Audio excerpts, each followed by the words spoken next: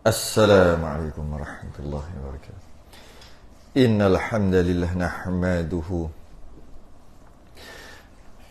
nasta'inuhu wa nastahdihi wa nastaghfiruhu wa na'udzu billahi min shururi anfusina wa min sayyiati a'malina man yahdihillahu fala mudilla lahu wa man yudlil fala hadiya lahu. Asyhadu an la ilaha illallah wahdahu لا شريك له وأشهد أن سيدنا محمدا عبده ورسوله اللهم صل وسلم وبارك على سيدنا محمد الفاتح لما أغلق والخاتم لما سبق ناصر الحق بالحق والهدي إلى صراطك المستقيم صلى الله عليه وعلى آله وأصحابه حق قدره ومقداره العظيم. اللهم نور بالكتاب بصري وأتلق بلساني واشرح بصدري واستعمل به جسدي بحولك وقوتك فإنه لا حول ولا قوة إلا بك سبحانك لا علم لنا إلا ما علمتنا إنك أنت العليم الحكيم ولا حول ولا قوة إلا بالله العلي العظيم. أما بعد, kita sambung Kifayatul Muhtadi 110 Jawi, Rumi 12 141. Rumi 141 Jawi 110 dalam perbahasan solat hajat, solat sunat. Solat sunat. Qala al-mu'allif rahimahullahu ta'ala wa nafa'ana wa iyyakum bi'ulumihi fid darin. Solat sunat yang seterusnya dan sunat sembahyang hajat. Solat sunat sembahyang hajat. Dan iaitu telah disebutkan dia oleh Imam Ghazali. Lepas solat istikharah masuk solat hajat. Imam Ghazali ajar satu cara, satu kaifiat yang mana tersebut di dalam kitab Ihya Ulumuddin. Siapa pernah baca? Siapa pernah khatam? Siapa pernah pegang? Pegang mana? Kita ada? Oh, ada. Baca. Kitab Ihya ada dalam tu. Imam Ghazali tulis cara solat hajat dengan katanya. Dia kata apa? Maka barang siapa picit atasnya, picit sempit, buntu, jam, sama picit, sempit, buntu, jam. Bukan jam kereta tu, jam aku, kan, jam. Picit atasnya, seorang yang picit, yang masalah, yang buntu, segala pekerjaan, ada apa-apalah, pekerjaan ada masalah apa, kerja ataupun belajar ataupun keluarga, masuk pekerjaan tu bukan bekerja je lah, apa-apalah perkara, padahal berhajat dia perlukan perkara itu, tujuan dia kerana membaikkan agamanya dan dunia. Tujuan dia nak baik agama, nak rezeki tak cukup rezeki, nak rezeki banyak lagi, tujuan nak membaikkan agama, nak banyak bayar zakat, nak banyak sedekah, itulah tujuan. Nak baikkan agamanya, dia nak buat sekolah agama, tapi tak cukup duit, tu nak baikkan agama, itu straight lah. Nak buat apa-apalah yang berkaitan dengan agama, nak menyebarkan dakwah, perlukan kos-kos tertentu, tapi kos tak ada, tapi tak boleh nak sebar dah pula tu, macam tu. Nak sebarkan lagi dakwah melalui online, dia boleh pergi lagi jauh. Macam mana nak? Kena pakai kos-kos yang terlibat, tapi tak ada, tu agama direct dia panggil. Ataupun dunia pun no problem, tak boleh juga. Nak bagi senang sikit, daripada kecil hidup susah, nak juga rumah biar ada 5 bilik, biar anak ada satu seorang bilik. Dunia tu bukan akhirat, boleh juga. Nak juga pakai kereta kancil turbo aja, nak juga tukar kereta lain sikit, besar sikit, tu dunia tu bukan akhirat, boleh juga. Bukan akhirat saja, dunia boleh. Boleh juga. Pekerjaan dunia pun boleh. Pakai motor, 100 cc, 120 je, 150, nak juga yang 650, yang 1000 cc, nak juga. Tu dunia, tak ada kena-kena dengan akhirat. Boleh ke? Boleh juga minta. Boleh buat juga siapa nak. Dunia atau akhirat. Kepada suatu pekerjaan yang tiada terkuasa ia atasnya. Nak saja tapi tak mampu, tak kuasa, tak mampu. Tak mampu nak buat. Kalau duit tak mampu nak cari. Kalau apa-apalah, tak mampulah, tiada kuasa. Maka hendaklah ia sembahyang akad ini sembahyang. Sembahyang hajat. Apa-apa hal kita nak, sembahyang hajat. Sembahyang hajat. Sama ada dunia atau akhirat. Sama ada hajat tu hajat diri dia sendiri atau hajat orang lain. No problem. Sebab tu kita duduk sembahyang hajat tu. Minta tolong je orang surau masjid sembahyang hajat. Kenapa suruh orang? Sendiri punya hajat pun boleh, orang pun boleh. Dua-dua boleh. Kita tak boleh kata gini, Allah ada hajat, sembahyang sendiri lah. Bukan susah pun, kan? Jangan kata gitu. Boleh, benda boleh. Dan tak ada masalah, tak ada kelebihan pun. Diri sendiri ada hajat, dia sembahyang. Ataupun dia suruh orang sembahyang, sama-sama baik. Sama-sama okey. Jadi tak ada masalah pun. Macam orang suruh doa kan. Allah doa sendirilah masing-masing, suruh orang doa pula. Tak ada. Doa je lah. Doa je lah. Jadi tak ada masalah. Sama ada doa sendiri atau suruh orang doa. Sama ada sembahyang sendiri, hajat sendiri atau hajat orang lain. No problem. Cuma dia tidak dituntut berjemaah sembahyang hajat ni. Tak dituntut untuk jemaah. Tapi boleh buat jemaah. Tidak dituntut untuk berjemaah. Tapi boleh buat berjemaah. Sama juga sembahyang yang dituntut untuk berjemaah boleh kalau tak jemaah. Sembahyang isyak dituntut jemaah, boleh tak kalau tak nak jemaah? Boleh, sama je lah. Sembahyang yang dituntut untuk jemaah boleh je buat tak berjemaah. Sembahyang yang tidak dituntut untuk berjemaah boleh je buat jemaah. Sebab apa? Sebab ada orang dia tolak. Dia kata apa benda sembahyang berjemaah. Sembahyang yang dituntut berjemaah tak banyak. Sembahyang raya, dua raya Aidilfitri, ada Adha, sembahyang gerhana bulan, gerhana matahari 4, sembahyang minta hujan. Tu je sembahyang yang disuruh untuk berjemaah. Kalau berRamadan tambah witir dengan tarawih, tu aja. Ini pergi sembahyang duha berjemaah, sembahyang witir berjemaah contohlah. Sembahyang hajat berjemaah, apa lagi biasa sembahyang? Sembahyang tasbih berjemaah. Apa benda ni? Tak ada masalah. Sembahyang yang dituntut untuk berjemaah tak ada masalah sembahyang seorang. Sembahyang yang tidak dituntut untuk berjemaah, tak ada sembahyang, tak ada masalah untuk buat berjemaah. Cuma tidak dituntut. Ini tadi ya. Ini tadi. Jadi tak ada masalah. Cuma bila dituntut untuk jemaah, buat berjemaah, pahala, banyaklah pahala sebab dituntut untuk jemaah. Dapatlah 27. Sebab dituntut untuk jemaah. Gitu lah. Habis kalau duha tak dituntut untuk jemaah, boleh buat? Boleh. Okey. Sembahyang hajat ni. Macam mana? Maka telah diriwayatkan daripada Wuhaib bin Al-Wirdi, tabi'in. Dia seorang ulama salafus soleh sebelum Imam Ghazali. Dia bukan tabi'in. Lupalah tahun berapa. Tapi dia sebelum Imam Ghazali. Ulama salafus soleh ni maksud 300 tahun pertama lah. Cuma tak detailnya kena cari lah. Detail tahun berapa dia lahir meninggal tu. Ulama salafus soleh, ulama terdahulu sebelum Imam Ghazali ambil daripada kitab dia. Wuhaib bin Al-Wirdi.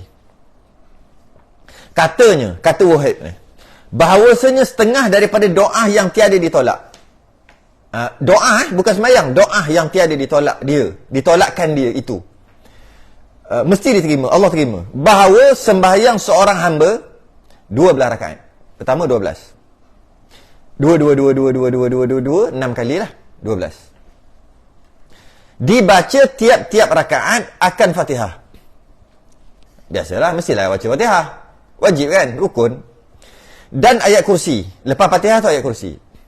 Dan kul huwallahu ahad. Ini rakaat seterusnya. Rakaat seterusnya. Lepas Fatihah kul huwallahu ahad. Ayat kursi dengan kul hu. 12. Dia mesti 12. Cukup 12 tu. Dia tak boleh kurang.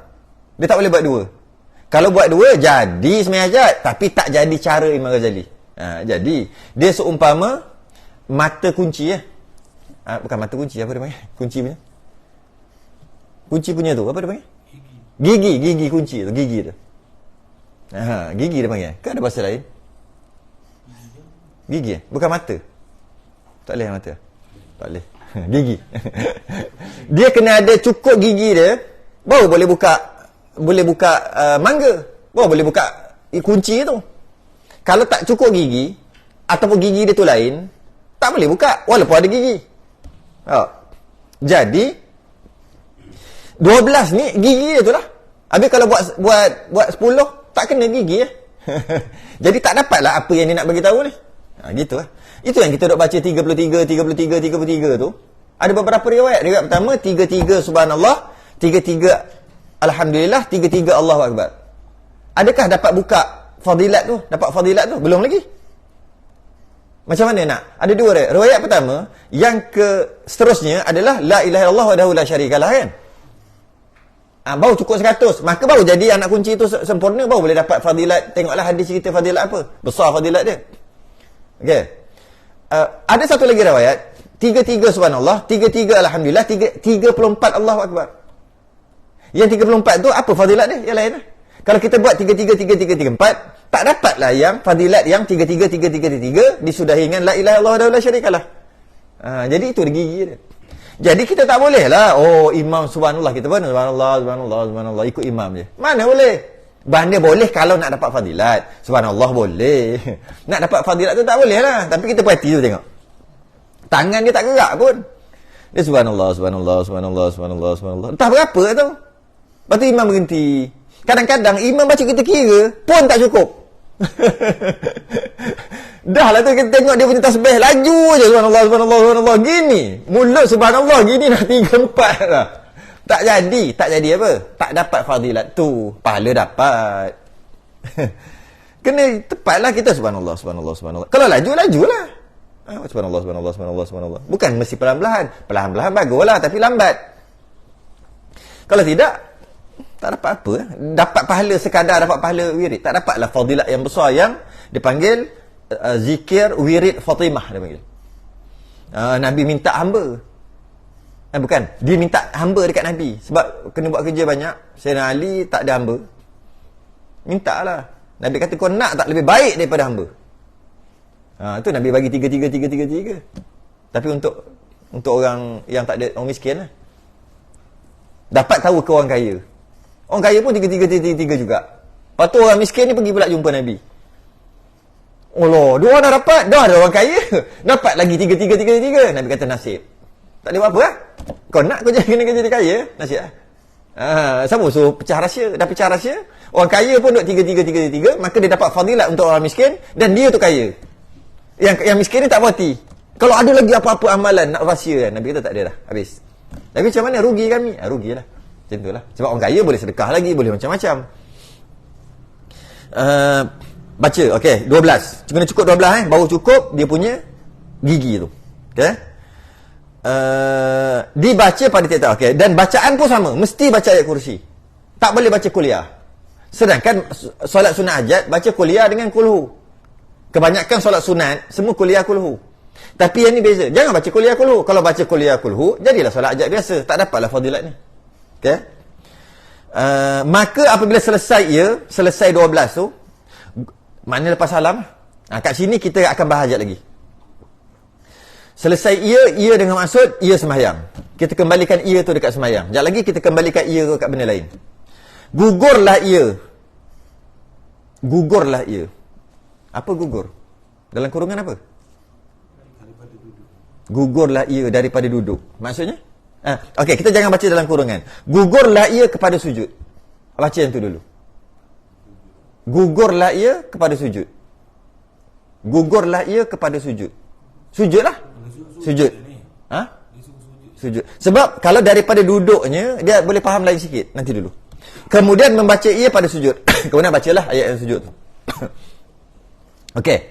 Dhamir ia tu, maka apabila selesai ia, kita boleh kembalikan kepada baca Fatihah, ayat kursi, kulhu. Boleh juga. Kan? Dan gugurlah ia kepada sujud. Lepas baca tu, takkan terus sujud. Maka tak logik lah. Mesti rukuk yang tidak dulu. Maka tak logik kat situ. Maknanya ia tu bukan kembali kepada Fatihah ayat kursi kulhu lah, kembali kepada sembahyang. Sembahyang tu pula ia sembahyang dua atau sembahyang yang ke-12, yang rakaat yang ke-12. Boleh kembali ke mana-mana tu. Ya. Nak kembali kepada dua tu pun boleh. 2 rakaat. Lepas tu baca. Kalau ada dua-dua. Pertama ayat kursi lah, Lepas tu kalau 12 direct. Boleh juga. jangan nak baca ayat. Rakaat pertama, kedua, ketiga, pertama tu. Masalah kat situ pula. Betul juga. Maknanya bukan direct 12 lah. Dia mesti dua-dua lah. Sebab kalau buat 12 direct. Bukan. Dibaca tiap-tiap rakaat akan Fatihah, ayat kursi dan Qul Huwallahu Ahad. Maknanya setiap satu tu Fatihah dan 2 surah. Boleh juga. Boleh juga. Lepas tu rakaat kedua pun sama juga. Dan boleh buat dua. Ini hukum asas. 2 ataupun 12 direct. Itu biasa standard solat tu semua memang boleh buat banyak, solat jenis mutlak kan. Boleh buat banyak ni. 2 yang terbaik 2. Jadi maknanya rakaat pertama Fatihah ayat kursi kulhu, rakaat kedua Fatihah ayat kursi kulhu. Boleh juga. Maknanya tapi kita kena check lah. Bila check kita ihya, bukan gitu maksud dia. Bukan. Bukan. Maksud dia sebab tu nak bagi tahu, iyalah domain ni penting. Penting bukan tak penting. Cuma orang yang mengajar kena sentiasa alert lah dekat domain tadi. Dan domain tu tak perlu bagi tahu pun, bagi tahu tu keputusan dia. Yalah, sebab ada orang tak puas hati kalau tak pentingkan domain. Kita maksud tak pentingkan domain tu bukan tak nak penting langsung, sentiasa perhati. Cuma tak perlu sampaikan je. Kembali kepada mana-mana. Dan orang yang dah biasa baca dah sampai muka surat 100, tak payah dah, dia tahu dah kembali ke mana, dia letak dah terus, dia terus letak, tak payah cakap dah. Masa dulu duduk pondok, dulu muda-muda, dulu belas-belasan, kena cakap berpuluh-puluh bertahun-tahun baru lekat. Kita yang tua-tua ni tak perlu. Belajar dalam 30-40 muka surat, dah tahu dah. Bila ia je kita tak payah cakap, dah tahu dah. Sekejap, aku nak kembali ke mana. Malah kadang-kadang kita kembali ke domain tu bukan kita tahu sangat pun, kita tengok kemunasabahan ayat tu. Jadi okay, elak-elak lah. Janganlah sampai gaduh-gaduh. Tak siapa-siapa yang nak gaduh lah. Jangan sampai gaduh-gaduh. Cuma orang yang mengajar tu dia kena memang sentiasa perhatikan, dia kena perlu bila macam ni kena jelaskanlah sikit kan. Okey. Okey, jadi sebenarnya dua. Dan yang kata sujud tadi tu last sekali, lepas rakaat yang ke-12, lepas habis rakaat yang ke-12. Jadi maknanya bukan macam ni, maknanya dua tu maksud bukan Fatihah ayat kursi kulhu, bukan. Fatihah ayat kursi. Rakaat kedua Fatihah kulhu. Dia ringkas-ringkas, dia cakap ringkas-ringkas. Buatlah macam tu, sama macam tu 6 kali. 6 kali. Yang ke-12, kat sini yang jadi masalah sikit. Yang ke-12, gugur ia daripada duduknya tu dalam kurungan. Dalam kurungan. Dalam kurungan ni bukan kurungan kitab Sulam Syekh Daud. Bukan. Berkesan tak? Kalau tengok, kurungan dia kurungan macam mana? Tak, yang ni lain. Yang ni dah, yang tu. Kurungan biasa. Cuba tengok kurungan yang lain. Ni macam mana? Dia punya rupa dia. Ada apa? Ada bol. Ada bol. Kalau yang ini punya sengat Yang tak sengat Tak, yang ni lain. Tak sengat. Yang biasa kurungan lain sengat. Kenapa dia lain? Dia pokwa, dia martabat dia lain sikit. Kalau murtabak tu yang Singapura yang besar. Yang sini-sini semua martabak sini Melayu punya martabak. Dia lain macam. Dia lain sikit. Dia orang-orang wali-wali ni lain macam sikit. Sebab tu dia punya kecil, tengok. Kecil je dia. Kecil je tapi ilmu penuh dia ada. Jangan ubah, jangan kali ni. Okey. Maknanya dia bukan, maksudnya kalau yang tu dia buat tak pekat, tak bol. Yang ni sengit kan? Tak sengit. Bermakna dia bukan kalam Syekh Daud. Tu je nak beritahu. Bukan perkataan Syekh Daud. Kalau cari kat dalam kitab Sulam, tak jumpa. Kan kitab Sulam ni kan, tak jumpa. Okey. Maknanya gugurlah ia. Okey, dia kata dalam kurungan daripada duduknya kepada sujud. Sujud. Maknanya duduk ni, duduk tahiyat akhir lah maksud dia. Kalau ikut dalam kurungan. Duduk tahiyat akhir. Maknanya lepas duduk tahiyat akhir, sujud dengan maksud salam dulu. Mana boleh sujud masa tahiyat akhir? Sujud. Okey. Bila kita kata gitu, lepas main dua, last kali yang ke-12 ataupun dua yang ke-12, yang sembahyang yang ke-6, rakaat yang terakhir, lepas baca tahiyat tengah duduk salam. Lepas tu itu maksud gugurlah kepada sujud. Lepas tu sujud. Ramai fuqaha ahli fiqh termasuk Imam Nawawi tolak cara ni. Tolak. Bukan cara dua-dua tu, cara sujud tu. Sebab sujud ada berapa jenis je? Ingat tak? Sujud ada berapa? Sujud dalam syariat. Pertama, sujud semayang. Apa maksud sujud semayang? Sujud yang ada dalam semayang. Kan? Dalam semayang kan ada sujud. Sujud yang 2 kali tu, sujud semayang dia panggil. Sujud rukun lah, sujud rukun. Lagi? Sujud tilawah. Sebab baca ayat-ayat sajadah. Dalam semayang ataupun luar semayang. Luar semayang takbir dulu, baru sujud. Dalam semayang tak payah takbir. Sekejap. Dalam semayang sunat takbir juga. Sunat takbir terus sujud. Okey. Yang ketiga? Sujud sahwi. Sebab ada lupa sunat abad dan sebagainya, sujud sahwi. Sujud sahwi sebelum salam. Sebelum salam. Okey. Yang satu lagi? Sujud syukur. Jadi apa-apa nikmat besar ataupun tertolak bala-bala besar, maka sunat sujud syukur, takbir dulu baru sujud. Dalam sembahyang tak boleh buat. Buat batal. Sujud syukur. Lagi? Tak ada tak? Tak ada. Ini sujud apa? Termasuk ada 4. Tak, sujud apa? Dia satu je. Dia, kalau ada lain bagi tahu lah apa nama sujud lagi. Ini sujud apa? Sujud rukun. Rukun apa dah salam. Sujud sahwi. Sahwi apa dia lupa apa benda. Sujud tilawah masa bila dia baca ayat-ayat. Kalau baca bukan situ sujud dia. Sujud syukur. Syukur ke? Nak minta kan? Jadi sujud apa? Sebab tu ulama tolak. Ulama tolak cara ni. Tapi Imam Nawawi terima. Imam Nawawi kan dia ni sikit. Dia terima cara ni. Sebab sujud tu tak ada. Boleh tak kita saja-saja sujud? Sekarang ni puas-puas pergi sujud situ. Tak boleh. Haram. Tak boleh. Tapi kalau kita tunduk sebab nak ambil pen jatuh bawah sofa, celah tu tak apa, macam sujud juga. Haram tu dah ambil. Lengoh badan, buat macam senaman, laki dia tertonggeng macam sujud. Tak apa. Ini maksud sujud ibadah. Sujud dengan niat ibadah lah. Ni ibadah ni. Tak boleh. Saya saja tak boleh. Nak sujud, dia mesti takbir dulu. Sama ada takbir sembahyang ataupun takbir sebab nak sujud syukur, ataupun sebab baca Quran, nak baca Quran, baca ayat, ada tanda kubah, sujud. Takbir sujud. Selain pada tu mana boleh? Tak boleh. Tapi Imam Ghazali bawa juga. Jadi kita kata gini lah. Tapi ada orang buat dulu, ada budak sekolah buat.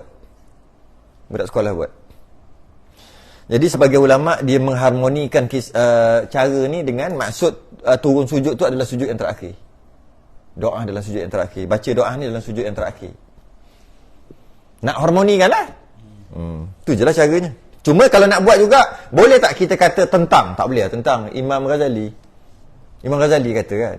Bukan Haji Ghazali. Imam Ghazali.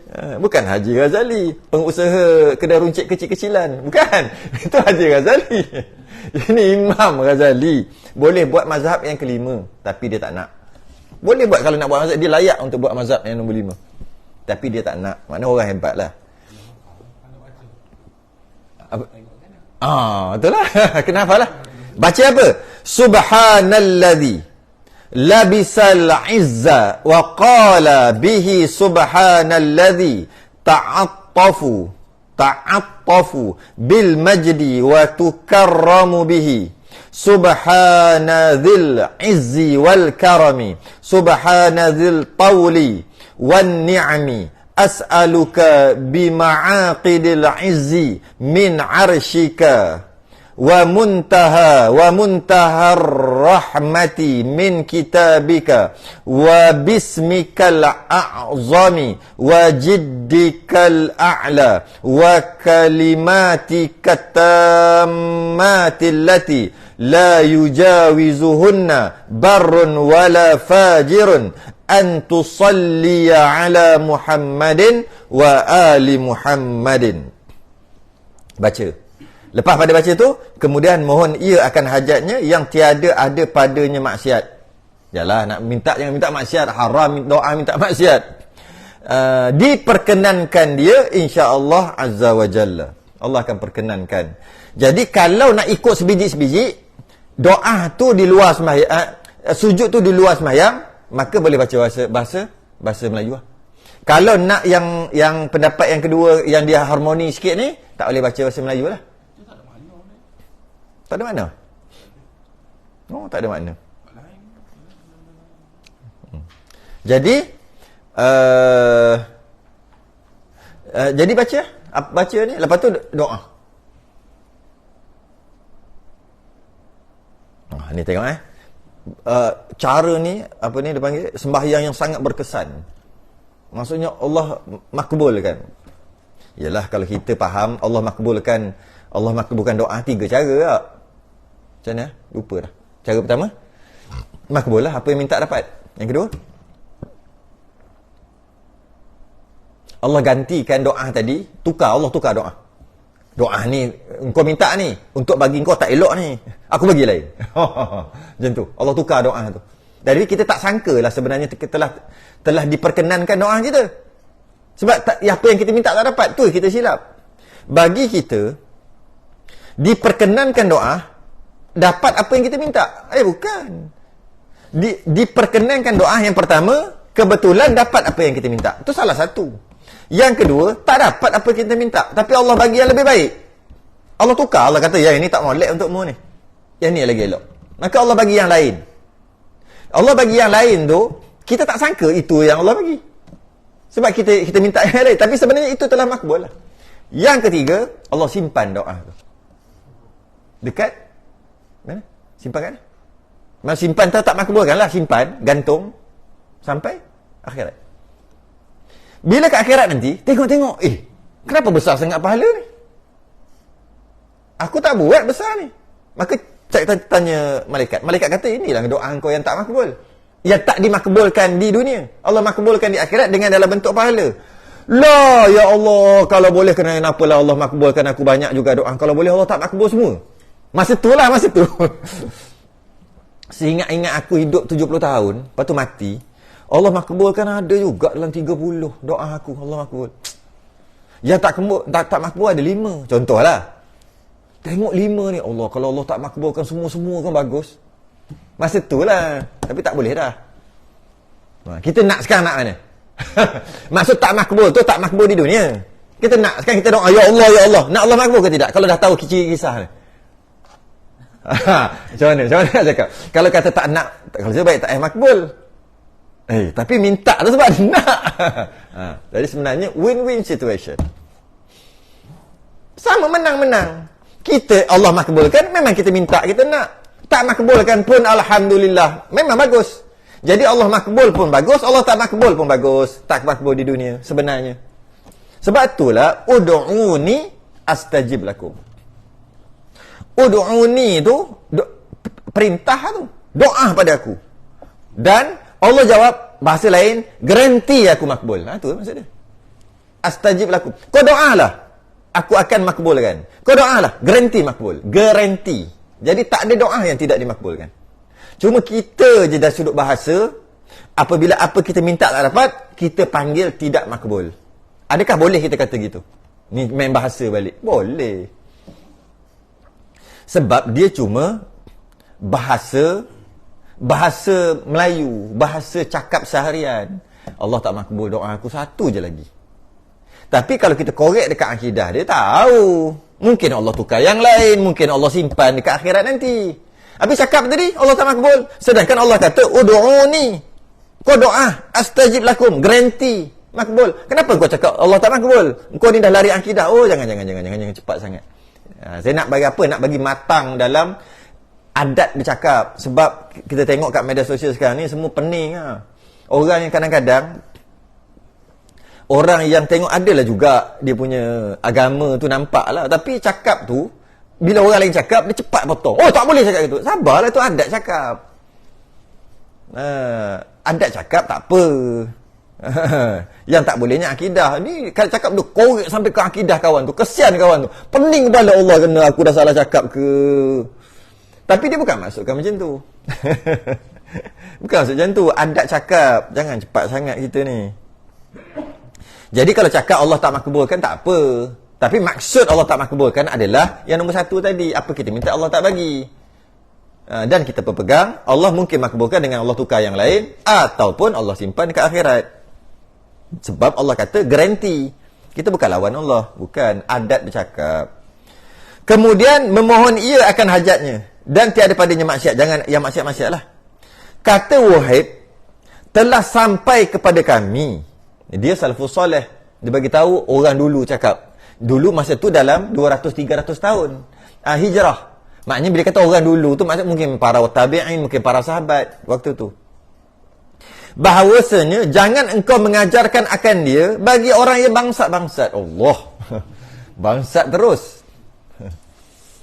Jangan ajar orang bangsat-bangsat. Bangsat ni ada banyak makna. Ada makna baik tau. Makna elok lah. Bangsat, apa? Kalau bahasa Kelantan kot basak. Apa basak? Bahasa Kelantan ke bahasa apa? Bahasa tani kot, lebih kepada tani. Basak apa basak? Bangsat lah. Tapi bunyi tu dia bunyi basak. Basak. Bangsat satu yang jahat lah. Bangsat punya orang. Kan? Ini satu lagi. Maksud dia. Yang baik sikit. Apa? Basak-basak. Apa basak? Orang tu selalu sebut. Google. Tak aci ya. Ashraf Google. Ayolah, tanya Syekh Google lah. Nak tanya Syekh apa lagi lah. Nak tanya Google lah. Bangsat ni orang dulu cakap. Kita tak tahu juga dulu. Bila orang-orang dulu cakap, kita dengar apa pun dia cakap macam ni. Bangsat. Jumpa tanya apa? Yelah, itu yang jahatnya. Yang baiknya, yang baik sikit. Contohnya, dia ni ambil situasi, lepas tu buatlah maksud dia apa. Dia keluar daripada kampung dia. Ni cerita. Dia keluar daripada kampung dia, pergi ke tempat lain cari kerja.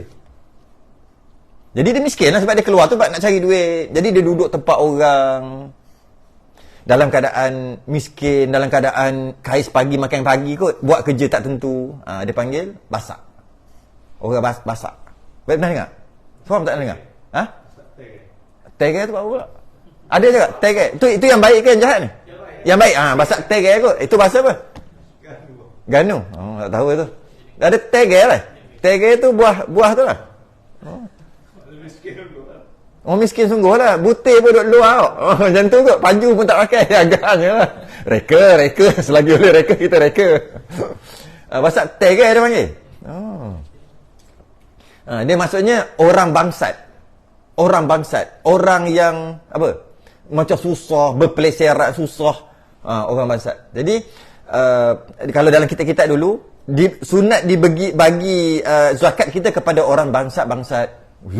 Orang bangsat bukan. Orang susah tu, orang yang dia panggil bangsat. Basak. Apa? Bukan miskin. Miskin lain. Ni dia macam tadi tu lah. Dia keluar kampung, pergi, tak ada saudara mara. Kan kita tengok orang yang nampak dia punya keadaan, dia panggil basak. Kan ada orang yang dekat ni yang tahu. Bangsat bahasa Kedah. Ada orang kata bahasa Kedah. Pergi merantau tempat orang. Itu orang Kedah kata. Orang Kedah mengaku bahasa dia. Bagilah. Dia tak ingat bahasa mana. Tak ingat. Tapi orang tua-tua dulu cakap gitu lah. Ni orang Kedah ngaku. Orang Kedah ngaku semua. Semua dia punya orang Kedah ni. Iya ke? Tapi nampak iya dah. Orang yang merantau tempat orang. Bagi orang Kedah. Betul lah tu. Yang tu lah orang Kedah lah. Nampak macam orang luar mari duduk tempat orang. Betul lah. Betul lah. Basak-basak. Bangsat. Tu bangsat baik Ini bangsat bukan tu. Ini basak yang macam yang tadi tu, yang orang pergi tempat orang, eloklah ajar dia sebab dia susah. Ini bangsat lain. Ini bangsat lain. Okey.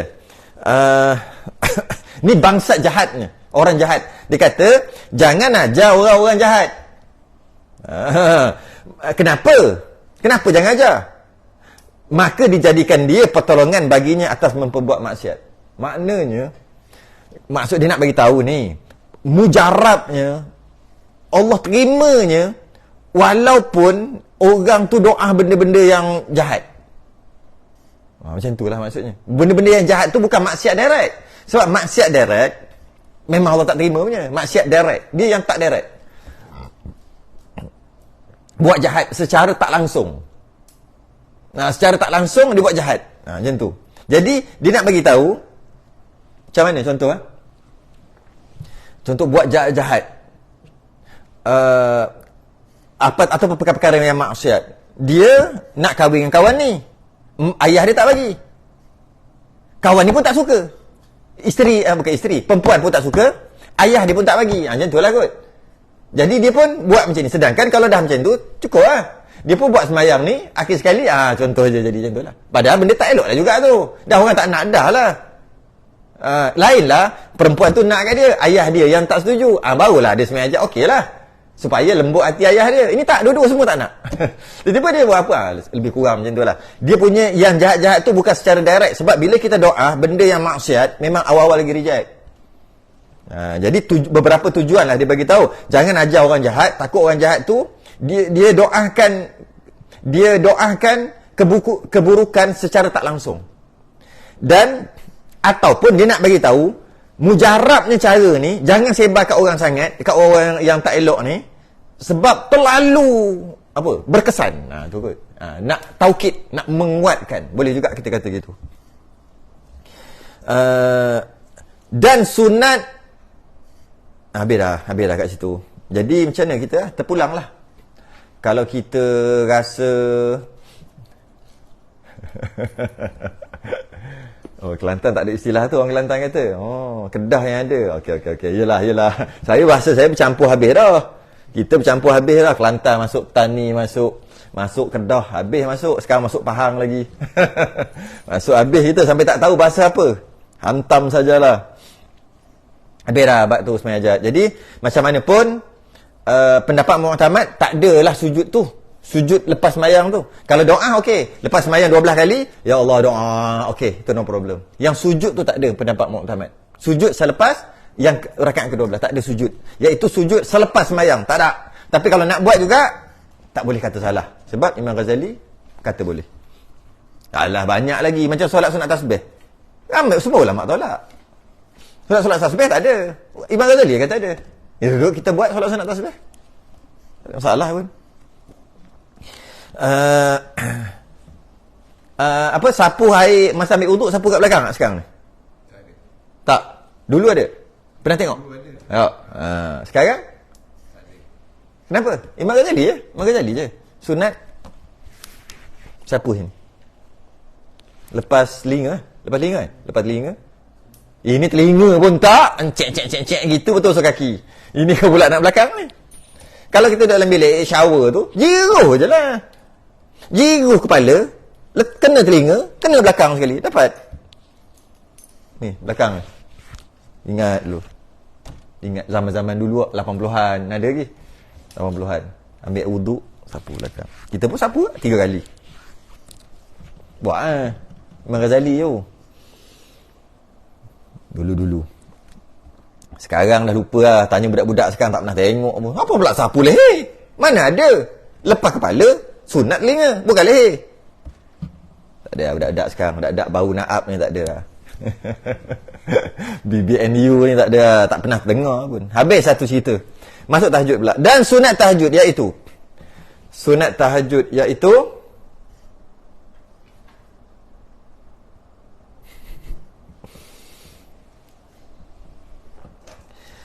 Sembahyang malam. Tahajud ni sembahyang malam. Syarat dia kemudian daripada tidur. Mana lepas tidur. Ataupun bahasa sekarang bangun tidur. Mesti bangun tidur. Itu syarat pertama. Tapi dia tak tulis syarat kedua. Syarat kedua penting juga. Iaitu apa? Syarat kedua. Cepat. Syarat pertama mesti tidur. Tahajud. Baru tidur. Lepas tu bangun. Tidur tak bangun-bangun. Itu bukan tahajud. Itu membuta. Tidur. Syarat dia tidur, lepas tu bangun. Okey. Semayang tahajud. Okey, tu syarat pertama. Mana mesti tidur. Maknanya kalau tak tidur, tak boleh. Tak boleh lah tahajud. Dia panggil solatul lail, solat malam. Semayang pukul 4 pagi, 4:30 pagi, tak tidur. Dia panggil solatul lail, semayang malam. Tapi bukan tahajud. Tahajud syarat pertama mesti tidur. Tu syarat pertama. Mesti tidur, lepas tu mesti bangun. Bangun pula tak subuh lagi. Kalau dah subuh, tak dah. Okey. Syarat pertama mesti tidur. Syarat kedua mesti bangun. Syarat ketiga bangun tu bukan subuh. Okey, lagi. Syarat keempat nak jadi tahajud. Allah, buat tunduk biasa tahajud hari tak malam kok. Geng-geng mari ngaji talaki ni tiap malam tahajud. Bukan nak suruh riak, nak tanya je. Itu afdal. 3 suku malam afdal, iaitu bukan 3 suku malam. Betul. Ataupun suku malam terakhir. Sama juga. 3 suku malam itu afdal. Itu bukan syarat. Itu bukan syarat, itu terbaik. Lain. Tak mau syarat tu. Tu syarat afdal. Lepas sembahyang isyak. Tu syarat paling penting. Dia kena sembahyang isyak sebelum tidur. Tu syarat paling penting. Ada orang, perempuan, dia memang suka sembahyang tahajud. Tapi, dia jenis tidur awal. Pukul 9 tidur dah. Apa tidur pukul 9? Kadang-kadang. Saya kenal lah seorang, rapat dengan saya seorang. Kakak sendiri. Pukul 9 dah gini mata. Allah, menyampah tengok di rumah dia. Ada seorang perempuan ni, dia suka sembahyang tahajud. Tapi pukul 9 dah gini. Kadang-kadang 8:30 tidur. Jadi, bila dia tidur pukul 9, dia tahu tidur pukul 9 ni, dia punya kualiti tidur pukul 9, maksudnya pukul 9, 10 ni, kualiti tinggi tu. Dia ada nisbah tu. Kita tidur, kadang-kadang tidur sejam, nisbah kepuasan ataupun kesegaran kepuasan tidur tu sejam juga. Ada tidur sejam, dia macam setengah jam. Ada tidur sejam, dia macam seminit. Ada juga. Dari sudut nisbah ke recharge balik tu. Ada tidur sejam macam 2 jam. Kalau ambil itu sejam, ambil 15 minit ada. Tidur 15 minit macam sejam. Ada. Itu biasa qailulah. Sebelum Zuhur. Adalah time dia. Jadi, tidur pukul 9 ni, dia punya time dia punya keberkesanan tidur tu kali 2. Maksudnya, macam 2 jam. Jadi kalau pukul 9, 10, 11, 12, macam tidur 6 jam. 3 jam tidur, macam tidur 6 jam. Dia punya puas tu. Lagi lambat tidur, lagi kurang. Tidur pun. Ada orang gelak tu, geng tidur lewat ni. Geng bangun subuh kadang-kadang tak terlewat. Kadang-kadang tak sempat sembahyang sunat ni, geng-geng ni. Okay, macam mana? Tidur pukul 1. Kepuasan dia punya keberkesanan dia dalam 40 minit gitu. Tidur pukul 3, lagi kurang. Okey. Jadi dia tidur pukul 9. So, cerita perempuan ni tidur pukul 9 malam. Dia kata, memang dia akan jaga pukul 12, pukul 1. Pukul 2 tu nak tidur, puas golek takkan boleh dah. Sebab dia seumpama tidur dah 8-9 jam. Kalau tidur sampai pukul 2, contoh. Jadi dia kata, lagipun maghrib dah sembahyang. Isyak panjang. Tu silap dia. Dan dia dah amal bertahun-tahun. Tu silap dia. Maka dia pun tidur dulu. Bangun pukul 12, pukul 1, sembahyang isyak, lepas tu sembahyang tahajud. Dapat? Tak dapat. Kenapa? Dia tak berhati. Dia tak kenapa. Ketika adik sebab, tapi saya sibuk. Masa tu ingatlah dalam 7 tahun lepas kot, 8 tahun lepas. Saya sibuk. Nanti saya, padahal tak tahu jawapan kenapa. Sebab dia nak kenapa, kita kena beritahu lah. Mesti ada hujah dia. Tapi memang jawapan selamat, itu syaratnya. Tak cukup syarat, maka tak jadi tahajud. Tapi tak berhati. Sama je, tidur lepas tu bangun. Itu yang payah tu. Itu yang nak cari jawapan. Saya ada hal. Lagi dulu, cari. Ingat cari, jumpa. Furuk Masail. Siapa ada kitab Furuk Masail? Syekh Daud juga? Pernah dengar? Dengar pun jadilah. Pernah dengar ke pernah pegang jadilah. Tak pernah baca pun. Rupa-rupanya, jika tak sembahyang isyak, Tidur, bangun tadi dipanggil bangun wajib. Bangun wajib sebab tak sembahyang lagi. Kalau dah sembahyang isyak, bangun tu bangun sunat. Kenapa bangun sunat? Sedangkan sahur subuh tak masuk lagi. Kenapa sembahyang sunat? Kenapa bangun sunat sedangkan lepas ni nak sembahyang subuh? Sebab subuh tak masuk lagi. Dah bagi jawapan, tak nak soal tu silap bagi jawapan. Walaupun lepas ni nak sembahyang subuh, tetap juga bangun tu nama bangun sunat. Bangun wajib bila dah masuk subuh, tu nama bangun wajib, iaitu untuk sembahyang subuh. Jadi kalau dia tak sembahyang isyak, dia wajib bangun sebelum subuh untuk sembahyang isyak. Bila dia bangun wajib, tak jadi tahajud. Tahajud ni sunat. Maka dia bangun tadi kerana wajib. Lepas tu dia sembahyang tahajud, tak dapat. Maka kekuatan juga berbeza. Bangun kerana nak sembahyang isyak, kekuatan kuat sebab wajib. Bangun kerana nak sembahyang sunat, Allah, 1 kilo je. Kalau timbang selimut, 1 kilo je kalau timbang selimut. Siang tadi pergi gym, angkat 30 kilo kiri kanan. Apa barang main 30-60 kilo angkat. Tapi 1 kilo aja. Untuk bangun tahajud, nak tolak apa? Tolak selimut. Tak boleh. Berat dia macam 300 kilo. Sedap lagi kalau ambil. Dunia ni ana yang punya. Bila ni pukul 3-4 pagi? Hujan pula, musim-musim hujan. Duduk pula tepi pantai. Buka sikit. Jangan banyak-banyak dia semua. Buka sikit je. Tingkap. Biar angin masuk. Angin sepoi-sepoi bahasa masuk. Masya Allah. Memang tak. Tapi tiba-tiba dapat bangun juga sebab sunat. Itu pahala besar tahajud.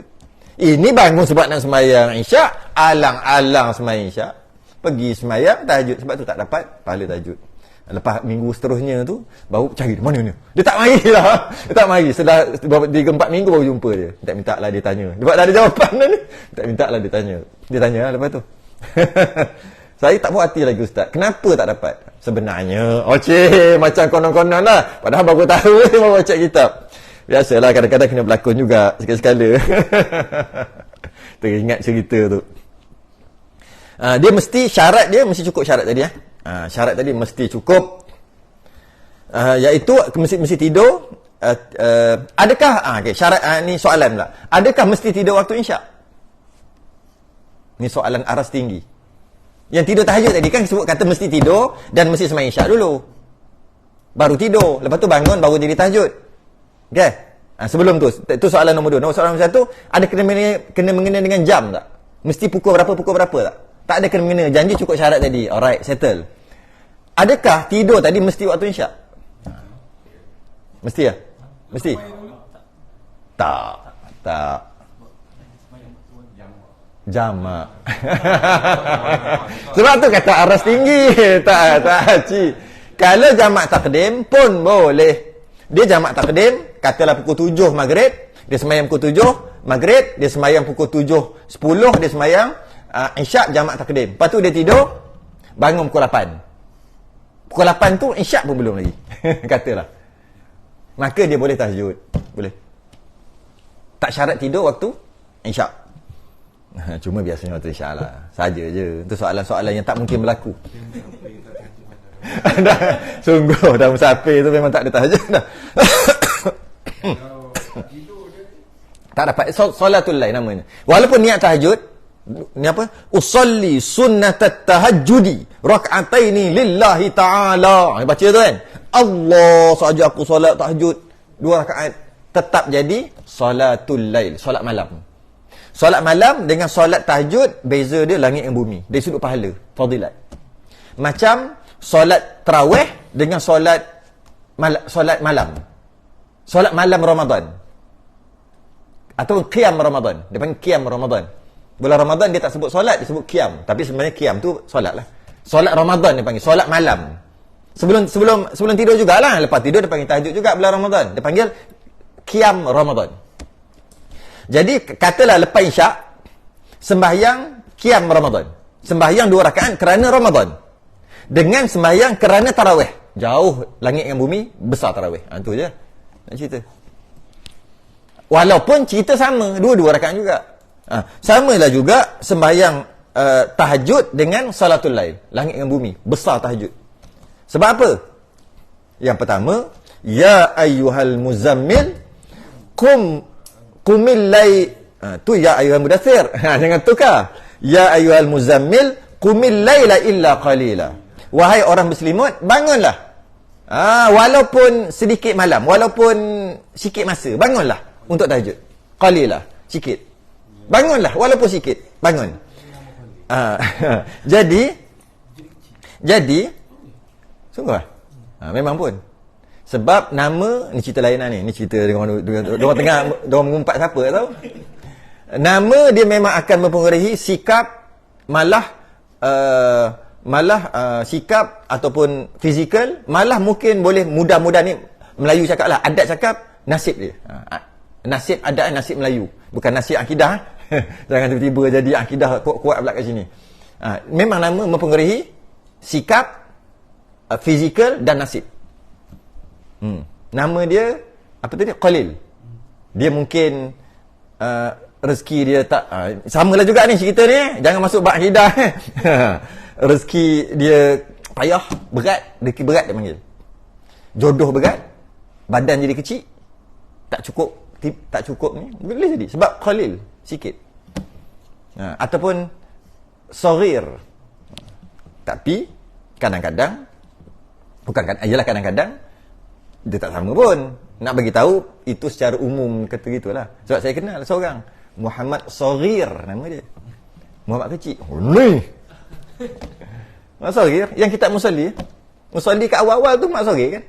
Dia ada bagi kata aluan dekat Muniatul Musalli Rumi. Semua khatam dah Musalli sini. Mula-mula awal-awal tu ada Wan Muhammad Saghir. Saya kenal, saya pernah jumpa dia. Dia meninggal lah. Pengkaji ulama Nusantara.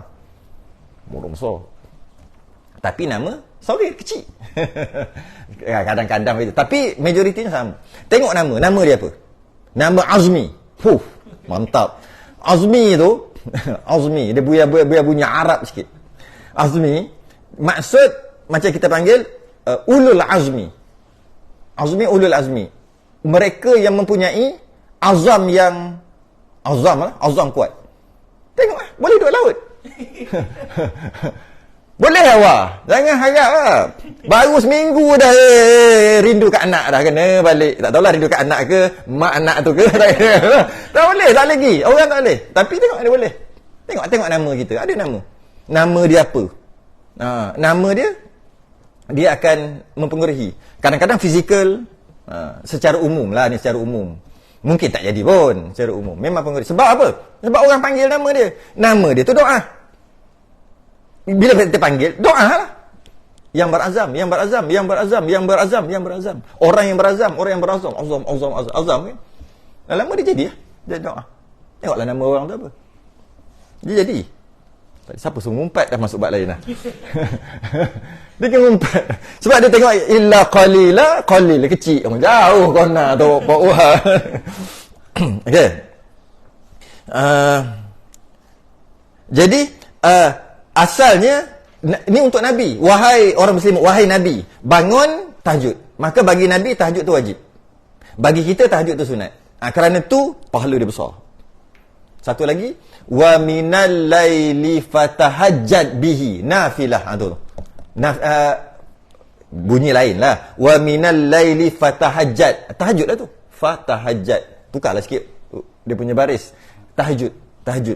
Wa minal lail dan sebahagian daripada malam fatahajjad bihi. Apa tu fatahajjad bihi?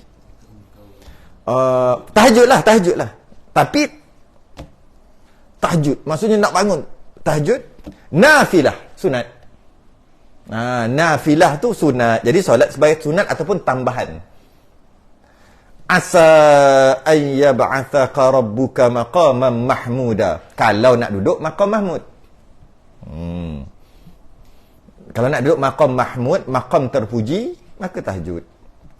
Tahajud ni susah zaman sekarang ni, ya Allah. Susah. Sebab qabliyah ba'diyah lebih afdal daripada tahajud. Jadi kena qabliyah ba'diyah dululah 22. Sebab tu kata susah. Lepas tu Dan witir lebih afdal daripada tahajud. Nah, cuma khilaf ulama duha je, duha dengan tahajud. Tapi sebahagian besar kata duha lagi besar juga daripada tahajud. Jadi maknanya tahajud ni mereka yang telah selesai qabliyah ba'diyah 22, witir 11, witir yang 11, bukan yang 1, bukan yang 3. Witir 11, duha kita ambil 8. Ambil yang paling ni lah 8. Lepas ni baru tahajud. Jadi susah. Kalau buat tahajud tak buat yang lain, tak cerdik lah dalam beribadah. Tapi bagus je buat. Cuma yang mahal tak ambil. Yang lagi mahal, bukan yang mahal. Yang lagi mahal tak ambil. Rugilah gitu. Jadi tahajud ni memang susah nak buat. Susah. Maka segala sembahyang sunat ini tiada dituntut berjemaah. Sembahyang yang dah sebut tadi, yang sebelum-sebelum ni semua tak tuntut berjemaah. Tak tuntut berjemaah padanya. Dan bagi yang kedua, iaitu sembahyang yang dituntut berjemaah. Ni yang kedua pula, dituntut untuk berjemaah. Apa dia sembahyang yang dituntut untuk berjemaah? Padanya berjemaah, iaitu sunat 2 hari raya. Sebut tadi 2 hari raya, 2 hari raya, 2 gerhana, sunat minta hujan, istisqa, dan tarawih kalau bulan Ramadan, tambah lagi witir kalau bulan Ramadan juga. Tu sunat jemaah. Kenapa dia tak letak? Kenapa dia tak letak witir? Sebab khilaf. Sebab tu tak letak. Sedangkan sebagai ulama kata witir pun sunat jemaah. Yang kata witir sunat berjemaah daripada hadis lupa dah, jika maksud dia lah au kama qala, seorang tu dia sembahyang dengan imam, dia tak beredar melainkan imam beredar. Maksudnya imam beredar dulu, imam habis sembahyang baru dia habis sembahyang dengan imam, maka fadilat dia ghufira lahu ma taqaddama min dhanbi, diampunkan dosa, pahala syurga dan sebagainya. Okey, besar pahala. Jadi imam mestilah sembahyang witir. Mestilah witir lah sekali lepas tu witir. Maka makmum tadi kena sembahyang witir juga. Maka witir kau sunat jemaah juga. Bagi ulama yang kata tak disunat jemaah, kerana dia ambil asal Nabi sembahyang 8 aja. Nabi sembahyang apa? Sikit aja dekat ketika ramai-ramai yang 3 hari yang pertama. Lepas tu Nabi sambung kat rumah sampai 20. Maknanya Nabi buat kat mana witir? Kat rumah, seorang-seorang. Jadi maka witir hanya solat tarawih aja sunat jemaah, sebab Nabi buat 3 hari walaupun 3 hari. Sebab Nabi kata takut diwajibkan atas kamu kan. Kita dah bahas bab solat tarawih sebelum ni. Jadi maknanya Nabi buat witir kat rumah. Maka witir tak sunat jemaah. Sebab tu dia tak letak. Kita ambil yang mana? Yang sunat jemaah lah. Itu yang muktamad. Witir sunat jemaah. Witir bulan Ramadan lah. Witir biasa tak sunat. Witir Ramadan sunat jemaah. Seperti yang telah disebutkan dahulu. Dah sebut dah sebelum ni.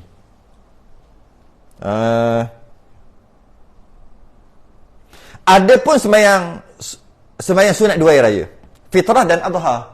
Ada 2 hari raya. Sunat buat secara berjemaah, dan hukum dia sunat muakkad. Sunat sangat dituntut. Sunat muakkad. Ini lebih besar daripada semua sunat yang lain. Lebih besar daripada qabliyah ba'diyah sekalipun. Paling besar. Solat sunat yang paling besar adalah raya. 2 hari raya. Sebab apa dia paling besar? Dia saing-saing witir. Maksudnya dekat-dekat dengan witir. Dia punya tapi lebih besar dia lagi. Sebab ada ulama yang lain bukan mazhab Syafi'i mengatakan wajib. Jadi bila ada ulama lain kata wajib, sebagai meraihkan ulama lain, maka dia naik pangkat paling tinggi. Sembahyang raya. Sebab tu dia muakkad. Sangat dituntut. Dan jemaah pula tu disunatkan berjemaah padanya. Dan iaitu afdal bagi orang lain daripada orang haji di Mina. Selain daripada yang kata berjemaah. Kat sinilah. Disunatkan berjemaah tu, itu cerita disunatkan berjemaah. Ini bukan cerita tentang solat raya, bukan. Ini cerita yang mana ni? Yang afdal bagi orang lain daripada orang haji di Mina ni, cerita tentang jemaah, bukan cerita tentang solat raya. Solat raya dah habis. Cerita tentang solat raya, sunat muakkad dibuat berjemaah, solat raya, hari fitrah, hari adha. Habis satu cerita. Sunat. Tapi disunatkan berjemaah kan semua secara umum. Tapi afdal saja. Afdal bagi orang lain daripada orang haji di Mina. Yang kata sunat tadi, orang yang yang kata sunat berjemaah tadi, yang kata sunat berjemaah tadi lain daripada bukan orang yang buat haji kat Mina. Waktu tu ada kat Mina lah dia tu, masa sembahyang dia ada kat Mina. Bukan orang itu. Bukan orang itu sunat. Sunat apa? Jangan salah faham. Sunat apa? Jemaah. Bukan sunat sembahyang.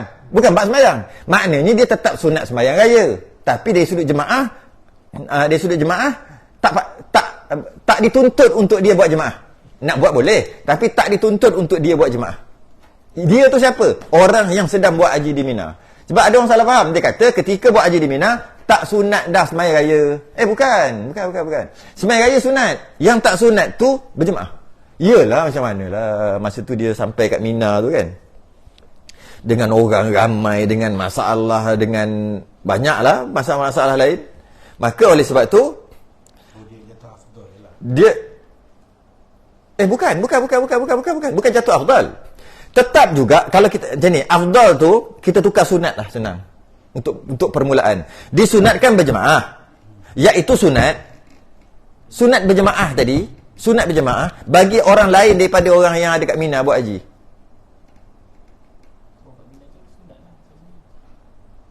Maknanya orang yang tak duduk dekat Mina pada waktu sembahyang raya tu, orang yang tak duduk dekat Mina, orang yang tidak duduk dekat Mina, orang yang tidak ada dekat Mina, ketika waktu sembahyang raya tu, dia je yang sunat. Dia afdal, kita tukar sunat. Samalah afdal sunat Sunat dia sembahyang berjemaah. Kan dia terbelik-belik kan ayat dia. Sunat sembahyang jemaah.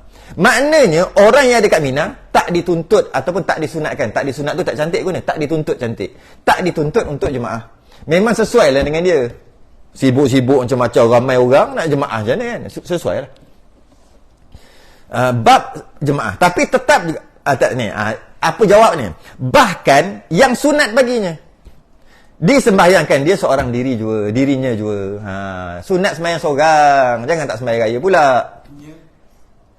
Disembahyangkan seorang dirinya jua, orang yang duduk dekat Mina tu. Yang sunat baginya. Sunat baginya orang yang duduk kat Mina juga. Bahkan sunat baginya orang yang duduk kat Mina yang tengah buat haji, disembahyangkan dia seorang dirinya, diri dia yang duduk kat Mina tu jua. Jadi kalau bahasa sekarang mudahnya, yang duduk kat Mina sembahyang seorang-seorang, tak dituntut untuk jemaah. Yang ada kat selain pada Mina yang tak buat haji lah, maksudnya yang tak buat haji walaupun duduk kat Mekah tapi tak buat haji, samalah, disunatkan jemaah. Simple tak? Tu orang dulu dia cakap inilah.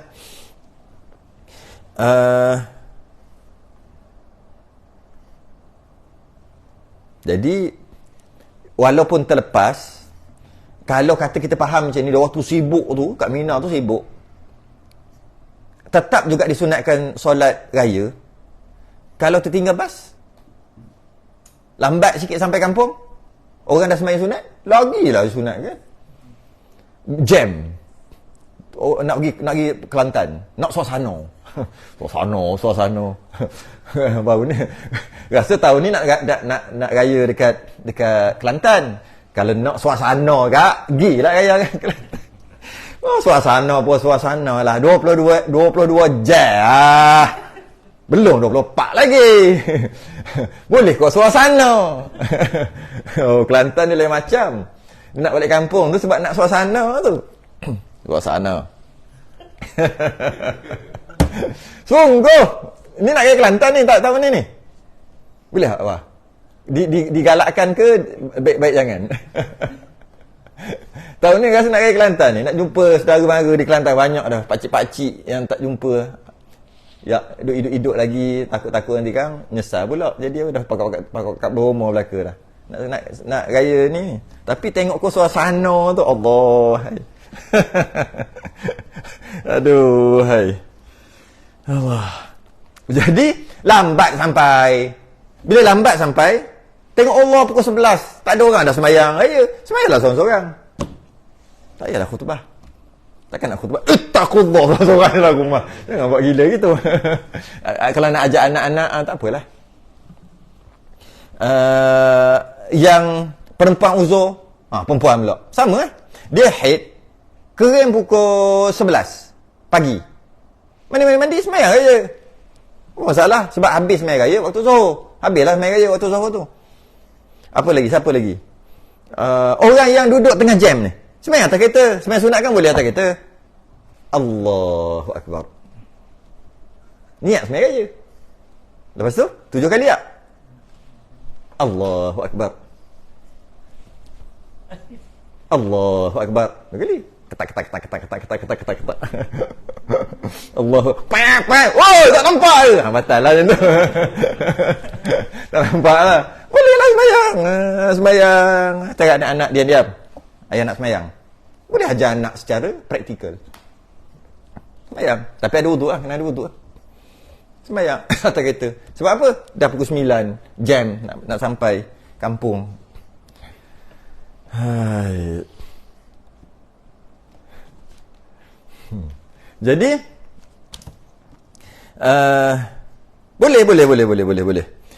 Dan jadi jangan tinggallah sembahyang raya ni. Malah sembahyang raya ni yang kata tuntutan muakkad sangat dituntut, kalau tertinggal pun sunat qada. 30 tahun lepas sembahyang raya. 30 tahun lepas. Ada tinggal tak? Ada. Sekejap lagi qada. Lepas tu takat gambar kita say viral. Haji Bakar sembahyang apa benda malam-malam. Allahu Akbar. Allahu Akbar. Allahu Akbar. Ini Syiah ke apa? Qada. Sunat qada. Sunat. Bila-bila pun janji kita yakin kita tinggal. Yakinlah, tak boleh. Agak-agak tak mau. Kalau yakin ada tinggal, berapa kali? Yang yakin. Yang yakin 3 kali. Yang tak yakin 5 kali. Dia 5 kali tolak, ambil 3 kali. Yang yakin tak sembahyang. Sembahyang bila-bila. Walaupun lepas subuh, walaupun lepas asar. Dah lah sembahyang lepas subuh, haram sembahyang lepas subuh. Sembahyang pula takbir banyak kali pula. Ni guys Syiah confirm ni. Syiah Rafidah ke apa ni. Syiah ni. Orang mana tahu? Boleh. Qada. Sunat. Caranya sama lah. 7 kali, yang kedua 5 kali takbir. Itu pun sunat. Sembahyang macam 2 rakaat pun boleh kan. Dan disunatkan sebab tuntut sungguh tu, tuntut sungguh. Dan disunatkan dia bagi orang yang munfarid, main seorang munfarid. Sunat juga sembahyang seorang. Sunat juga. Jadi kalau sembahyang berjemaah muakkad, sembahyang tak berjemaah sunat. Tetap sunat juga. Dia ni orang haji lagi lah. Tak habis cerita dah. Dah habis dah. Ni bab lain. Dan disunatkan dia bagi orang yang munfarid sembahyang seorang. Maksudnya orang sembahyang seorang-seorang pun sunat sembahyang walaupun dituntut untuk sembahyang jemaah. Sembahyang seorang pun disunat juga. Nak pesan gitu. Dan bagi sahaya orang, hamba pun sunat juga. Sama ada berjemaah kalau dapat izin tuan dia lah. Kalau tak dapat izin tuan dia, sembahyang seorang-seorang lah sunat. Sahaya. Dia tu dia sunat sembahyang sunat raya. Dan disunatkan dia Tu sembahyang. jap dan sunat. Tak. Dia tu bukan. Dan disunatkan dia bagi orang munfarid. Tak, orang munfarid tu orang dah, mana dia buat apa? Dan disunatkan dia bagi orang munfarid. Dia tu sembahyang. Sebenarnya, okey, kita buang dia dulu. Disunatkan bagi orang munfarid. Orang yang munfarid. Dah faham tak? Dia tu domain dia panggil. Ganti nama. Domain.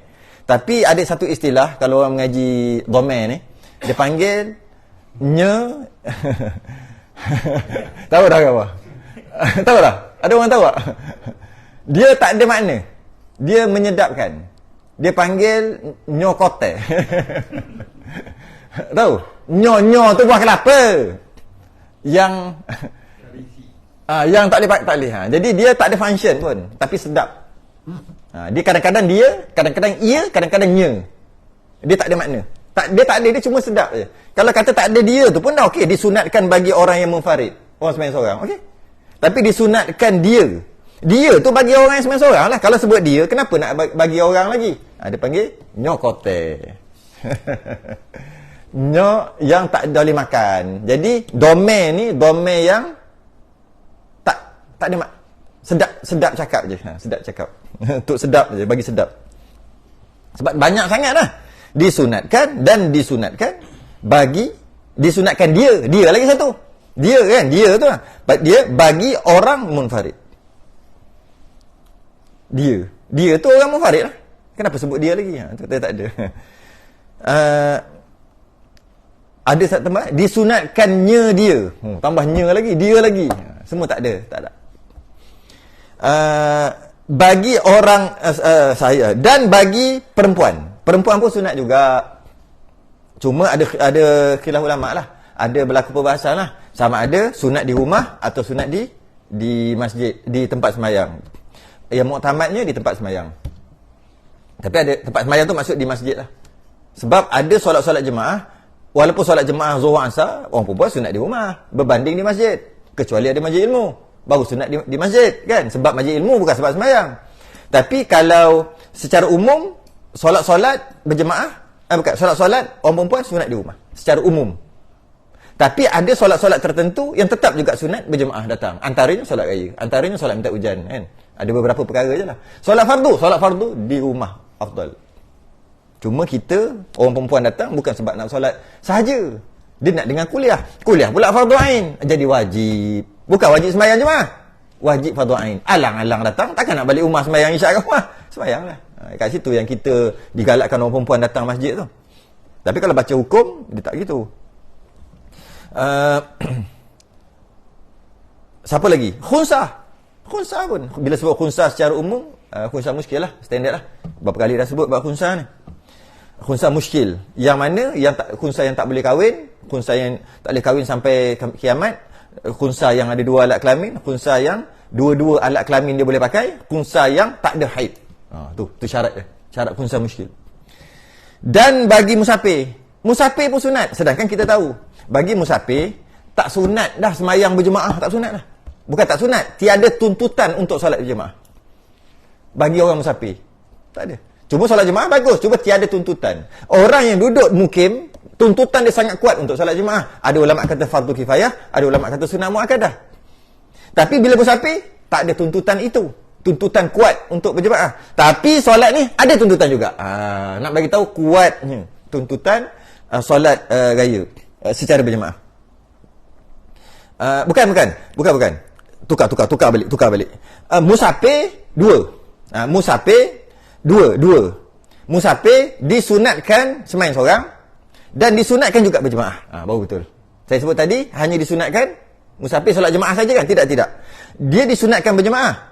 Jika dia tak berjemaah, dia tetap juga disunatkan sembahyang seorang-seorang walaupun dia musafir. Sedangkan solat sunat-sunat yang lain ketika musafir tak disunatkan. Ada solat-solat sunat ketika musafir tak sunat. Tak sunat untuk solat. Sebab kan musafir. Tapi dalam solat raya tetap disunatkan juga walaupun sembahyang seorang. Walaupun sembahyang seorang. Dan lain-lainnya. Dan iaitu 2 rakaat dengan ijma'. Ijma' 2 rakaat. Ijma' 2 rakaat. Dari sudut orang perempuan tadi, kalau nak detailkan, saya ada buat detail kat sini. Memang datang, tapi jika perempuan tu perempuan muda,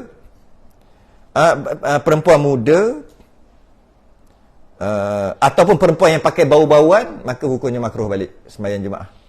Pakai banyak aksesori, pakai rantai, pakai banyak aksesori lah, bunga aksesori sampai terlalu dia panggil menonjol. Tengok tu menonjol, maka waktu tu sembahyang raya berjemaah dah jadi makruh dah. Sebab menonjol sangat. Ataupun pakai bau-bauan. Tapi kalau perempuan yang dapat mengelakkan fitnah tadi, sunat jugalah pergi sembahyang raya.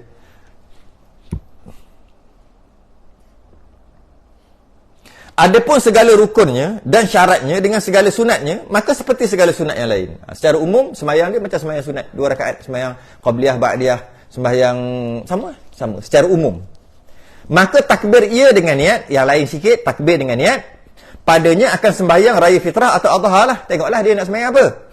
Dengan lafaz niatnya pada sembahyang raya fitrah, usalli raka'ataini sunnata 'idil fitrah. Raya fitrah. Usalli raka'ataini sunnatul 'idil fitri lillahi ta'ala. Aku sembahyang 2 rakaat sunat hari raya fitrah kerana Allah Ta'ala. Itu niat dia. Atau dikatakan pada sembahyang raya adha, usalli raka'ataini sunnatul 'idil adha lillahi ta'ala. Dia boleh tukar-tukar ni. Usalli sunnatul 'idil adha raka'ataini, dia no problem.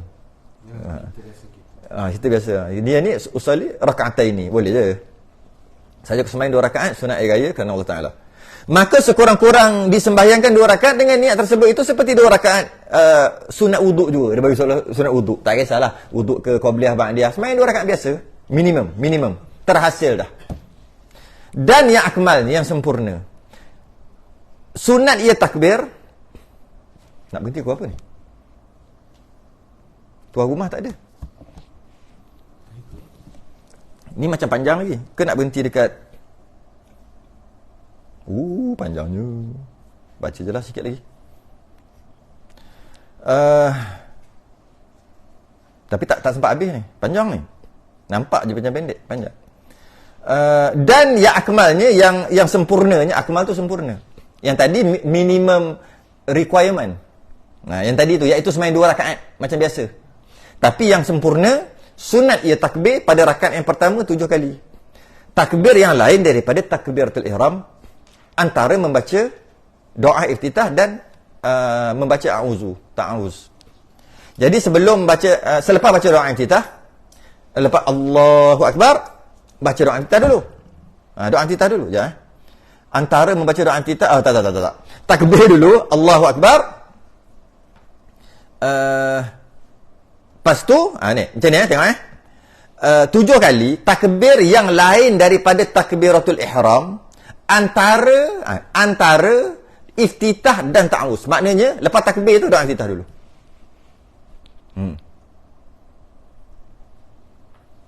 Biasa buat macam mana? Doa iftitah dulu. Okey. Takut-takut baca doa iftitah lepas tu. Doa iftitah dulu. Jadi, Allahu Akbar, baca doa iftitah. Habis yang imam tak buat tu, dia tak baca doa iftitah tu. Sunat, tak apa sunat kan? Dia tak baca doa iftitah tu. Dia Allahu Akbar. Kejap je. Dia baca Allahu Akbar kabira, alhamdulillah katsira, subhanallah bukratan wa asila. Allahu Akbar. Jadi tak masuk. Satu lagi, ketika berdiri tu dia ada takbir 9 kali lah. Pertama takbiratul ihram Allahu Akbar, tapi tak kira. Lepas tu 7 kali. Lepas tu Allahu Akbar ketika nak rukuk. Jadi 9 lah masa tu. Cuma yang kira 7 ni yang duduk tengah-tengah tu.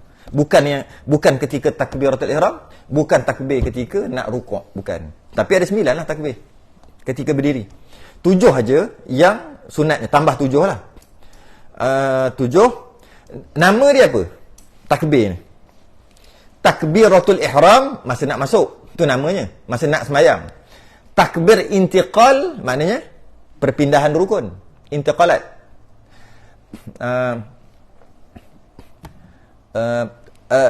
Daripada rukuk nak i'tidal namanya tasmi' i'tidal. Sami' Allahu liman hamidah. Takbir 7 ni nama apa? Takbir zaidah ataupun takbir zawaid, sama je, zaidah zawaid. Takbir tambahan, zaidah. Takbir az-zaidah, takbir zaidah atau takbir zawaid, takbir tambahan. Jadi dia ada nama dia lah. Kata apa? Takbir ihram apa? Orang boleh jawab. Takbir intiqalat apa? Orang boleh jawab kan? Takbir zaidah. Apa benda? Takbir zaidah tu takbir yang 7 tu lah. 7, 5 tu.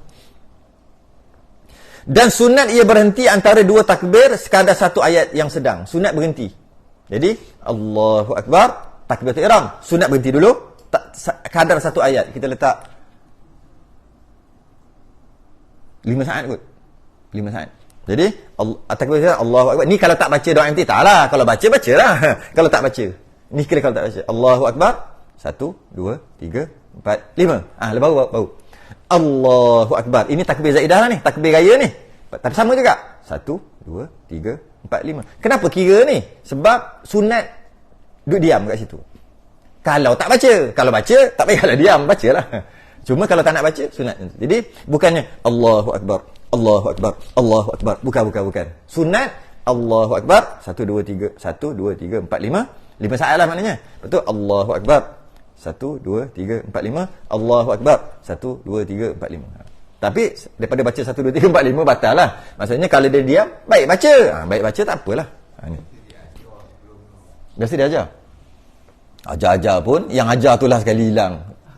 Tak takbir. Memanglah dia ajar. Cuma, ayalah dia ajar lah. Tiba-tiba, lepas dah ajar, insyaAllah jangan lupa kita buat jangan lupa. InsyaAllah. Allahu Akbar. Bismillah. Biasa jadi imam, bukan main dia pesan. Dia yang, alah semayang setahun 2 kali. Tak pelik pun dan tak mendatangkan tak menghinakan pun. Tak mencelakan pun. Tak pun. Yang rasa cela tu dia yang problem sebenarnya. Tak cela pun. Setahun 2 kali. Dia pesan bukan main. InsyaAllah ingat tu. Jangan pelik-pelik, ingat. Dia Allahu Akbar. Bismillah terus. Jadi ini kisah benar. Jadi gitu. Jadi sunat berhenti. Jadi daripada berhenti saja, baik baca kan. Dia telah. Dan yang eloknya, ia mengucap, baca, pada diamnya tadi yang kata 5 saat tadi tu, itu akan subhanallah walhamdulillah wala ilaha illallah wallahu akbar. Tak disunatkan tambah lagi wala haula wala quwata illa billahil aliyil azim. Kalau tak tambah pun okey dah, nak tambah lagi sunat. Okey. Ini adalah tasbih tumbuhan dan jamadat. Bukan binatang. Tumbuhan. Dia tasbih ni. Kan kata mudah-mudahan sementara pelepah tamar ini, pelepah kelapa ini, bunga-bungaan ini masih lagi basah, masih lagi hidup, mudah-mudahan dia bertasbih. Ini ada tasbih dia. Subhanallah walhamdulillah wala ilaha illallah wallahu akbar.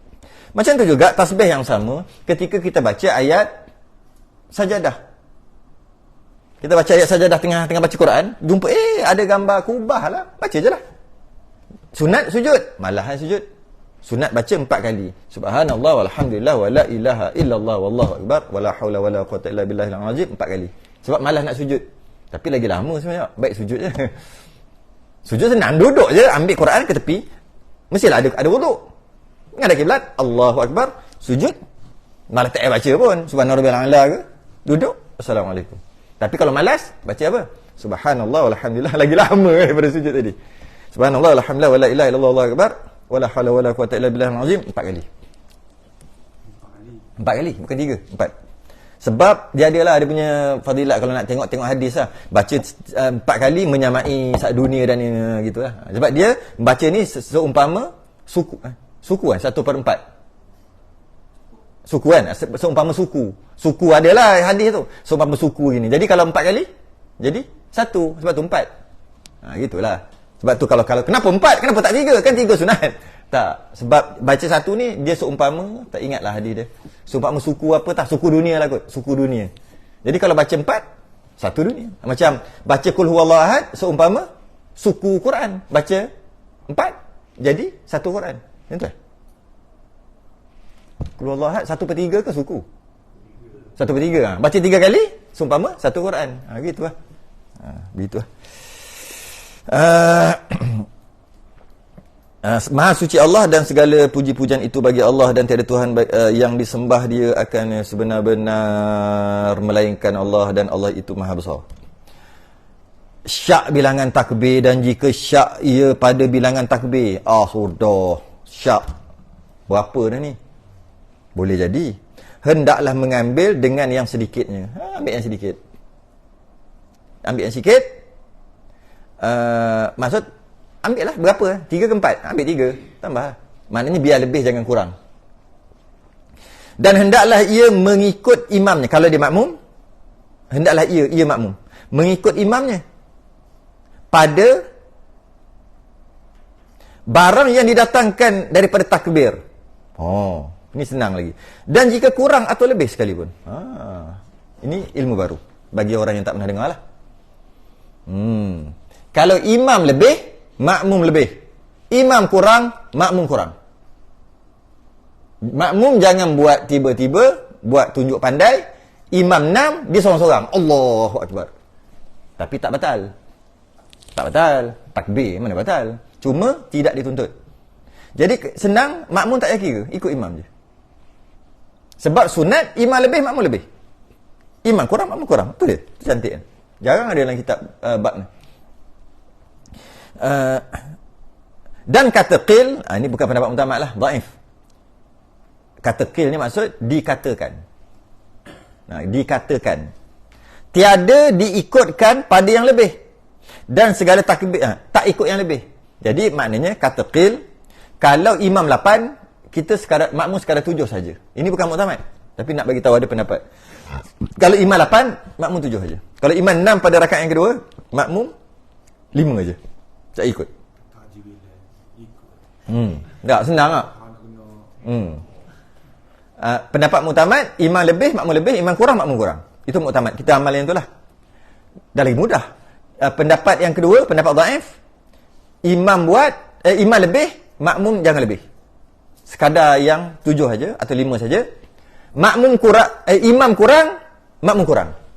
Tu yang tak ada dalam kitab kita, tapi maksud tu lah. Imam kurang, makmum kurang juga. Imam 4, makmum 4 saja.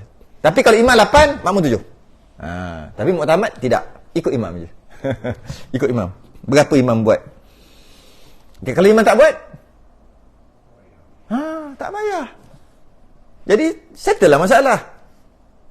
Sebab dia kata kat sini sunat hai'ah juga. Jadi kalau imam tak buat, makmum tak buat lah. Jadi habislah cerita. Itu yang berlaku kan baru ni kan. tak boleh orang kata. Sama Satu tiba-tiba dia terlupa.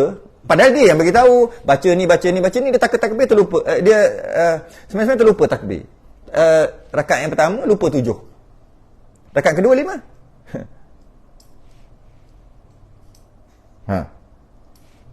Syekh Ramli kata sunat qada. Mana? Ada dhabit. Syekh Ramli kata sunat qada. Maksudnya kalau Ibn Hajar kata 7 dah lepas, habis lah. Dah baca bismillah, habis lah. Lupakan sunat ayat. Ni. Syekh Ramli kata rakaat kedua 12 kali. Lagi hurang ke? 7 macam qada. 5 bukan macam qada, memang qada lah. 5 yang itu dengan niat itu rakaat itu. Jadi tak timbul soalan nak kena solat balik ke tidak. Tak ada timbul sepatutnya. Kalau nak pakai syaram ni pun bagus. Cuma itulah makmum tu kena. Sebab tu kata imam buat makmum buat settle masalah dalam masalah ni. Ikut je.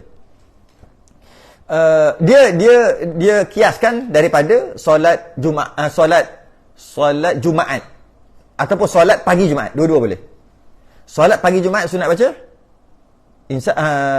sajadah dengan insan. Dahri. Okey. Tiba-tiba lupa baca sajadah. Baca surah lain. Rakaat kedua baru ingat. Syekh Ramli kata sunat baca sajadah sekali dengan insan. Makmum goyang. Dan bila waktu sujud tu sunat sujud. Sampai ayat sujud sunat sujud. Syekh Ramli. Ibn Hajar kata dah lepas lah. Baca je lah dahri yang rakaat kedua, rakaat pertama tak apalah. Yang dah terlupa kan. Ibn Hajar Syekh Ramli kata tidak. Qada. Qada bukan qada. Apa? Macam tu juga topak. Macam tu juga sembahyang biasa, rakaat pertama tak baca surah. Rakaat kedua sunat baca 2 surah. Syekh Ramli. Kalau rakaat ketiga tak boleh buat apa dah lah. Okey. Kalau jadi makmum dapat rakaat ketiga keempat, maka tak baca surah. Imam tak baca surah. Makmum dapat 3 4, imam tak baca surah. Makmum tadi naik tambah lagi 2, baca surah. Syekh Ramli. Qada macam qada. Dia kaedah dia sama je. Konsep dia sama. Pagi Jumaat, hari Jumaat. Bukan hari Jumaat. Isyak Khamis, esok tu sembahyang Jumaat. Esok tu hari Jumaat. Isyak Khamis, sunat baca apa? Isyak Khamis. Maksud bukan Khamis, dah Jumaat dah tu.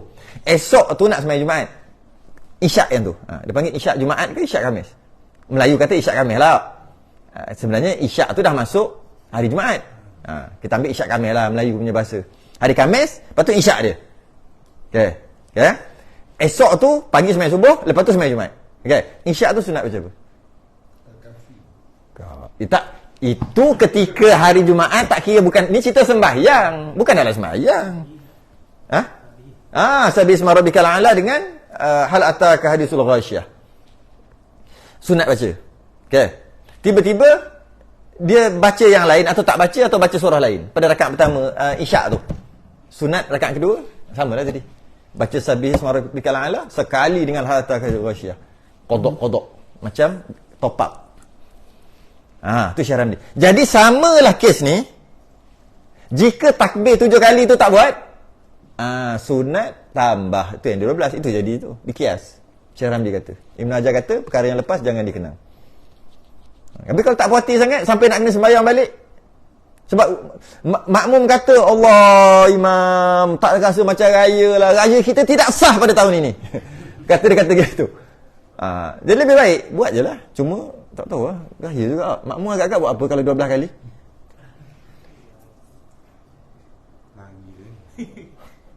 Oh, cukup-cukup dah weh. Banyak dah weh. Orang biasa terlebih pun sekali 2 kali. Ini sampai 12. Itulah masalah juga. Tapi sunat lah. Jadi rasa jugalah raya tu. Allah Akbar.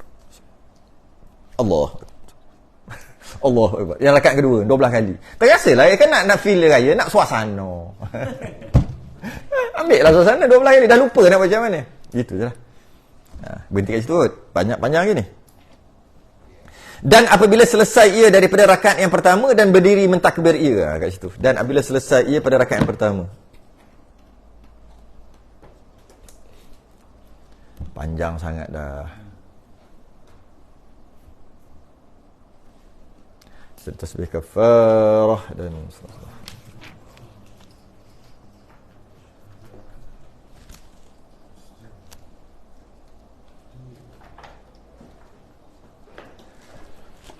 Assalamualaikum warahmatullahi wabarakatuh.